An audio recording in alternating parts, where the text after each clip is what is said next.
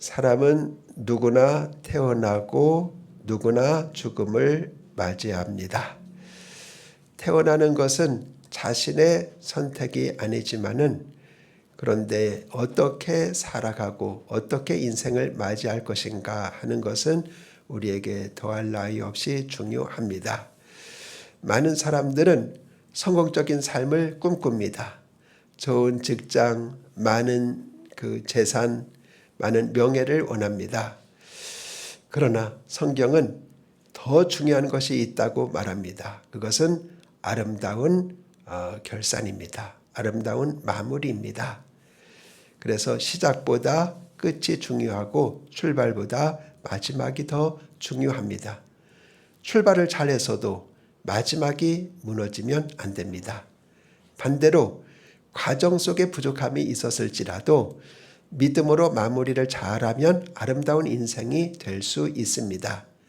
오늘 본문은 믿음의 조상 아브라함의 임종, 이 마지막을 우리들에게 소개시켜주고 있습니다.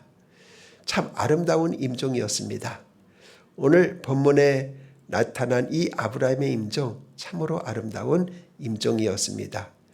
히브리서 11장이 믿음의 장인데 거기에 보면은 아브라함이 믿음을 따라 죽었다 그렇게 기록이 되어 있습니다. 이 말은 무슨 말이에요?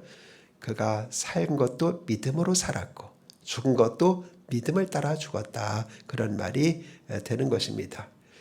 그러니까 그는 믿음으로 죽기 전에 믿음으로 하루하루를 살아가는 것을 우리는 기억해야만 하겠습니다.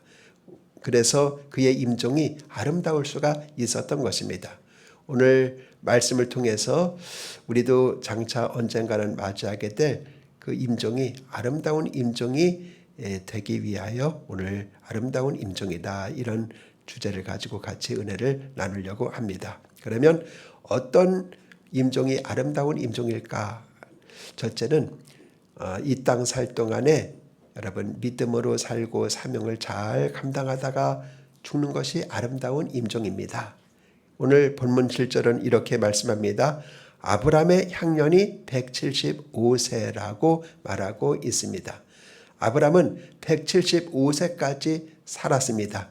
근데 중요한 것은 175세까지 살았다는 것보다도 중요한 것은 그때까지 살면서 하나님께서 그에게 말씀하신 것, 맡기신 것 이것을 다 이루고 그는 임종을 맞이했다 하는 것이 가장 중요하고 아름다운 임종이었다고 말하게 되는 것입니다. 이제 하나님께서 아브라함을 부른 게 이제 창세기 15장, 12장에 나오는데 그때 하나님께서 아브라함을 부를 때 엄청난 그 뜻을 가지고 소명을 가지고 부르셨어요. 믿음의 조상으로 삼으셔야 되니까. 근데 그것을 다 아낌없이 이루고 임종한 사람. 이게 바로 아브라함입니다. 그러니까 그의 임종이 얼마나 아름다우냐 하는 것입니다. 그는 우리가 아시는 것처럼 익숙한 하나님의 말씀을 따라서 익숙한 고향을 떠났습니다. 그리고 믿음을 따라서 이제 그는 가나안 땅에 이르게 되었습니다. 그리고 하나님은 약속했습니다. 내가 너를 큰 민족을 이루게 하리라. 그리고 복의 근원이 되게 하겠다. 그리고 너와 자손을 통해서 천하 만민이 복을 받게 하겠다. 즉 복의 통로가 되게 하겠다. 그렇게 약속을 하셨습니다. 그는 그렇게 하나님의 엄청난 그런 약속을 받고 부름을 받고 떠났지만은 그러나 그의 길이 결코 순탄한 것만은 아니었습니다. 기근도 만났고요. 또 실패도 경험했고 또 가정의 갈등도 있었고 또 오랫동안 자녀가 없었던 고통도 있었고 그러나 그는 끝까지 하나님을 붙들었습니다. 결국 믿음의 약속의 아들 이삭을 얻게 되었고 그는 하나님께서 맡기신 사명을 잘 감당을 하였던 것입니다. 이것이 아름다운 임종입니다. 그래서 우리 모든 사람들은 다 오래 살기를 원합니다. 그러나 성경은 오래 사는 것보다 더 여러분 의미 있게 사는 것을 중요하게 여기고 있습니다. 그래서 우리도 하나님께서 우리에게 맡기신 사명 잘 발견해야 됩니다. 가정에서의 사명도 있고 또 교회에서의 사명도 있고 또 우리가 하는 일에 대한 사명도 있습니다. 또 복음을 전하는 사명도 있습니다. 그 사명을 잘 감당하다가 하나님 앞에 서는 인생이 되어야 합니다. 두 번째로 어떤 임종이 아름다운 임종인가 하는 것입니다. 믿음으로 산 인생이 아름다운 임종을 맞이할 수가 있습니다. 그 히브리서 11장 믿음장에 아브라함은 믿음으로 이제 죽었다는 말은 그가 산 것도 믿음으로 살았다는 것을 전제하는 말이죠. 그렇기 때문에 그의 인생이 아름다운 임종을 맞이할 수가 있었던 것입니다. 오늘 본문 8절을 봅니다. 그의 나이가 높고 늙어서 기운이 다하여 죽어 자기 열조에게로 돌아가매 그랬습니다. 즉 아브라함은 마지막까지 믿음을 잃지 않았습니다. 그는 인생의 마지막 순간에도 하나님의 약속을 붙들고 있었습니다. 사실 아브라함은 처음부터 완전한 사람이 아니었습니다. 애굽에 내려갔을 때 아내 사라를 누이라고 속인 적도 있었고 또 하갈을 통해 이스마엘을 얻은 적도 있었고 하나님의 뜻보다 자기의 방법을 앞세운 적도 있었습니다. 그러나 하나님은 그런 아브라함을 결코 내치거나 포기하지 않으셨습니다. 아브라함도 실패 속에서 다시 하나님께로 돌아왔습니다. 그러니까 믿음의 사람은 아예 넘어지지 않는 사람이 아니라 넘어져도 다시 하나님을 향하여 손잡고 일어나는 사람입니다. 실패해도 다시 하나님께로 돌아오는 사람입니다. 중요한 것은 마지막까지 믿음을 지키는 것이 중요한 것입니다. 사도 바울이 죽음을 앞두고 남긴 유명한 말이 있지 않습니까? 뭐예요? 내가 선한 싸움을 싸우고 나의 달려갈 길을 마치고 믿음을 지켰으니. 그래서 믿음을 지켰으니. 그렇습니다. 그래서 그러므로 믿음을 지킨 사람이 승리한 사람입니다. 세상의 재산은 죽음 앞에서 다 놓고 가야 됩니다. 명예도 놓고 가야 됩니다. 권력도 가져갈 수가 없습니다. 그러나 믿음은 가져갑니다. 영원합니다. 그래서 믿음, 소망, 사랑 이 세 가지는 항상 있을 것인데라고 여러분 고린도 후서 13장에서 말하고 있지 않습니까? 고린도 전서 13장에서 말하고 있지 않습니까? 그러니까 믿음은 가져가는 거예요. 영원한 것입니다. 그래서 끝까지 하나님을 의지하는 사람이 아름다운 임종을 맞이할 수가 있습니다. 셋째로 후손에게 믿음을 남기는 삶이 아름다운 임종을 맞이하는 것입니다. 오늘 본문 5절은 이렇게 말합니다. 아브라함이 이삭에게 자기의 모든 소유를 주었고 그렇게 말합니다. 자, 아브라함은 자신의 재산뿐 아니라 유산을 믿음의 유산을 남겼습니다. 여기 모든 소유를 주었고라고 하는 이 모든 속에는 여러분 믿음의 유산도 포함되는 말입니다. 그는 약속의 계승자가 누구인지를 알았습니다. 그리고 그것을 이삭에게 다 가르쳤습니다. 그리고 이제 오늘 읽은 말씀에 보니까 서자들에게도 일정한 몫을 주어서 이제 동편 멀리 떠나게 했다라고 말하고 있는 것이죠. 즉 앞으로 있을 다툼, 재산 분쟁 이것을 처음부터 차단하는 그런 아브라함의 지혜로운 모습을 볼 수 있어요. 만약에 이렇게 하지 않고 죽었으면은 자들끼리 옥신각신 싸울 거예요. 내 것도 있는데 하면서 서로 차지하려고. 근데 그 전에 전부 재산 분할을 정확하게 하고 서자들은 이제 조금씩 줬겠죠. 그리고 그냥 멀리 떠나게 한 거예요. 여기 본토는 약속의 아들 이삭이 차지할 것이다 하면서 이 분쟁의 씨앗을 아예 없애는 지혜로운 아브라함의 모습을 보게 됩니다. 그러므로 우리는 인생에서 가장 중요한 질문 중에 하나를 생각합니다. 나는 무엇을 남기고 떠날 것인가? 또 여러분 돈만 남기는 사람이 있어요. 건물만 남기는 사람도 있어요. 그러나 가장 귀한 유산은 믿음의 유산입니다.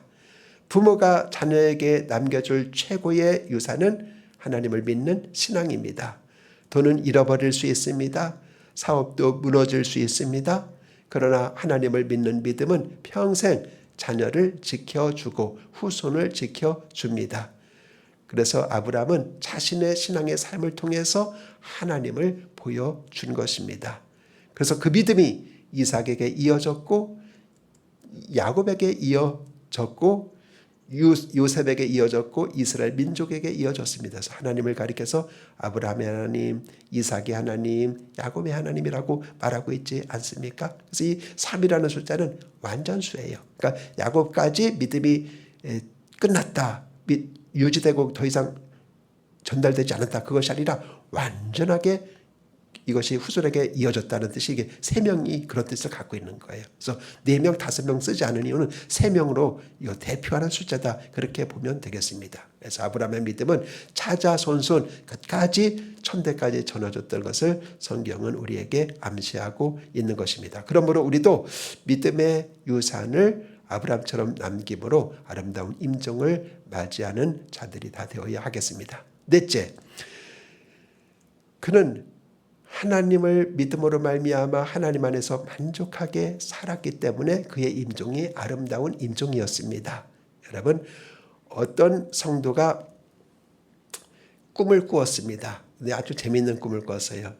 그가 이제 고속도로를 이제 차를 타고 막 달리고 있는 것입니다. 근데 차를 타고 고속도로 가다 보니까 휴게소는 들러야 되지 않습니까? 근데 휴게소가 없던 휴게소가 딱 우측에 있는 것입니다. 그래서 거기 보니까 거기에 써 있기를 그리스도인만이 쉬어갈 수 있는 휴게소, 이렇게 큰 간판으로 써 있는 겁니다.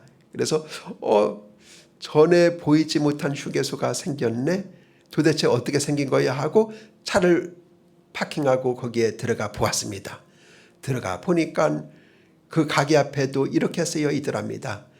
당신이 여행하는 중에 필요한 모든 것은 여기서 구매할 수가 있습니다, 그렇게 써 있답니다. 그래서 이제 들어간 것이죠. 들어가 보니까 거기 이제 보지 못했던 물건들이 가득 차 있습니다. 다른 휴게소는 이런 게 없는데 가득 차 있어요. 그래서 먼저 열매 코너로 갔어요. 이제 과일을 사야 되잖아요. 열매 코너로 가니까 거기에 사랑이라는 열매도, 이거 나 사랑이 없는데 사랑도 필요하지. 또 보니까는 여기 기쁨이라는 열매, 나 지금 슬픈데 기쁨이라는 열매도 필요해서 가방 속에 다 담는 겁니다. 또 여기 보니까 오래 참음이라는 열매도 있어. 저것도 나한테 필요한데, 다 열매를, 친절이라는 열매도 있고 뭐 절제라는 열매도 있고, 이거를 이제 다 담았다, 이제 그 말이죠. 그 옆에는 또 뭐가 있는가 하면은 이제는 은사라고 하는 그런 코너가 있어요. 우리 성령의 은사가 있지 않습니까? 거기에 이제 뭐 병고침의 은사도 있고 가르침의 은사도 있고 뭐 다스림의 은사도 있고 구제 은사도 있고 있어요. 이런 은사도 다 필요한데, 이런 재능도 있으면 사는데 얼마나 편해요. 그런 재능이니까 은사라는 것은 달란트. 그래서 이것도 막 저기 큰 자료에다 담았습니다. 다 담으니까 뭐 지식도 필요하고 지식도 넣고 이렇게 다 가득 넣습니다. 꽉 찼습니다. 이렇게 쩔쩔 매가지고 이제 카운터에서 이거 계산해 주세요 하고 이렇게 얘기했습니다. 얼마입니까? 그러니까 거기 카운터 자매가 웃으면서 하는 말이, 여기는 그리스도인만이 이용할 수 있는 저기 상점인데 모두 다 공짜입니다. 그리스도인만이 구매할 수 있는 곳이면 그리스도인들은 다 무료입니다. 그렇게 이야기를 하면서 오래전에 예수님께서 갈보리에서 모든 값을 다 지불하셨습니다. 그러니까 지불 다 이뤘다, 지불 완료. 지불 다 했기 때문에 당신이 뭐 돈 내고 더 구매할 것은 없습니다. 그래서 할렐루야 하고 그가 이제 하니까 이제 잠이 다 깼다고 합니다. 여러분, 그렇습니다. 여러분, 하나님께서 이 모든 것을 선물로 줬습니다. 야고보서에 보면은 뭐래요? 모든 좋은 은사가 다 위로부터 하나님 아버지께로부터 내려온다고 말씀하고 있습니다. 그러니까 그리스도 안에서 아름다운 선물이 하나님께서 다 예비해 놓으시고 준비해 놓으셨는데, 과연 그것을 여러분들이 얼마나 신뢰하고 또 믿고 누리고 사용하고 행복하고 만족하고 살고 있느냐라고 하는 것이죠. 다윗은 일찍 이런 노래를 했어요. 여호와는 나의 목자시니 내게 부족함이 없습니다. 물론 다윗이 여러분 어려움이 그렇다고 전혀 없었던 것은 아닙니다. 사울 왕이 얼마나 다윗을 죽이려고 그랬어요. 한 번은 3,000명의 군대를 이끌고 다윗을 죽이려고 했습니다. 그러니까 다윗은 그거 피하려고 외국까지 갔었어요. 블레셋 나라, 적군하네. 블레셋 나라까지 가서 거기서 아주 미친 척하고 이렇게 숨어 있기도 하고 그랬었는데, 그런 고통도 많이 겪었지만은 그러나 그는 고백했습니다. 여호와께서 나의 목자가 되시기 때문에 나는 만족합니다. 부족함이 없습니다. 이렇게 고백을 한 것을 보게 됩니다.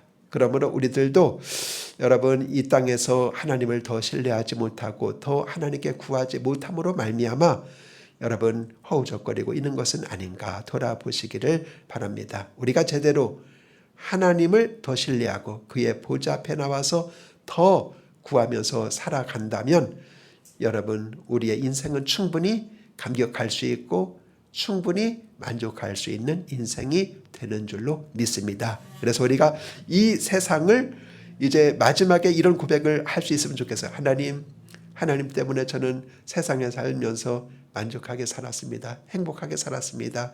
감사합니다. 이제 주님의 나라로 저를 인도하여 주옵소서, 영접하여 주옵소서. 이렇게 여러분 아름답게 감사하면서 찬양하면서 믿음으로 임종할 수 있다면 그의 인생은 참으로 아름다운 임종이었다. 이렇게 말을 할 수가 있겠죠. 바로 아브라함이 그렇게 살았다고 하는 것입니다. 그래서 우리들도 이 땅을 살 때 하나님 때문에 만족했습니다. 감사합니다. 하는 임종이 되어야 하겠습니다. 다섯 번째로 하나님의 뜻 가운데 마무리하는 삶이 아름다운 임종입니다. 오늘 본문 보면은 이렇게 11절이 마지막 절이잖아요. 거기에 이렇게 말합니다. 우리 다 같이 한번 11절을 읽어봅니다. 시작. 아브라함이 죽은 후에 하나님이 그의 아들 이삭에게 복을 주셨고 이삭은 부엘라헬로이 근처에서 거주하였더라. 자, 이거 보세요. 아브라함이 죽은 후에 하나 더 기록해요. 뭐요? 하나님이 그의 아들 이삭에게 복을 주셨다. 이것을 꼭 기록을 해놓고 있습니다. 무슨 말입니까? 아브라함의 죽음으로 모든 것이 끝난 것이 아니라는 거예요. 지금 여기는 아브라함의 죽음에 관한 이야기인데 그것으로 끝난 것이 아니라는 거예요. 하나님의 복이 다음 세대로 이어졌습니다. 이것이 믿음의 사람의 특징입니다. 죽음이 끝이 아닙니다. 하나님의 은혜는 계속됩니다. 하나님의 축복도 계속됩니다. 하나님의 역사는 다음 세대로 이어집니다. 이 세상 사람은 죽으면 끝이다 그렇게 생각을 하고 말을 합니다. 그러나 성도에게 죽음은 끝이 아닙니다. 하나님의 나라로 들어가는 관문일 뿐만 아니라 영원한 고향으로 가는 관문일 뿐만 아니라 그의 후손들에게 여러분 믿음을 남겨주고 바톤을 넘겨주고 가는 위대한 여정이 바로 죽음이라고 하는 여정인 것입니다. 그래서 오늘 여기도 아브라함이 죽은 후에 거기서 끝나는 게 아니라 하나님이 그의 아들 이삭에게 복을 주셨다. 그래서 믿음의 조상이 또 역시 되는 것을 보게 되는 것입니다. 그러므로 믿음의 사람은 죽음을 결코 두려워하지 않습니다. 하나님 안에서 준비된 죽음은 영광스러운 죽음입니다.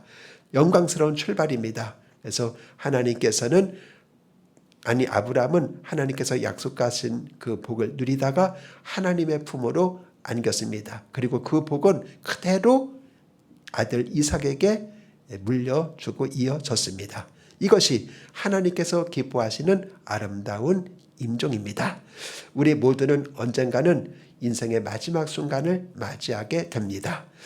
중요한 것은 얼마나 오래 사느냐가 아니라 어떻게 사느냐입니다. 하나님께서 보실 때 충성된 종으로 살아가고 믿음을 지키며 아름다운 흔적을 남기고 그 하늘나라의 소망 가운데 마무리하는 우리 성도님들이 다 되시기를 간절히 바랍니다. 그때 우리도 아브라함처럼 하나님 앞에서 아름다운 임종을 맞이하게 될 것입니다. 기도하십시다. 하나님 아버지, 오늘 믿음의 조상 아브라함이 믿음으로 살다가 믿음으로 아름다운 임종을 맞이하는 장면을 보았습니다. 우리도 이 세상 살 때 하나님의 뜻 가운데 믿음으로 살다가 또 우리 자손들에게 믿음을 남겨주고 물려주고 살다가 하나님 앞에 갈 수 있는 아름다운 임종이 될 수 있도록 우리의 삶을 축복하여 주옵소서. 또 자손들의 삶도 축복하여 주옵소서. 예수님의 이름으로 기도합니다. 아멘.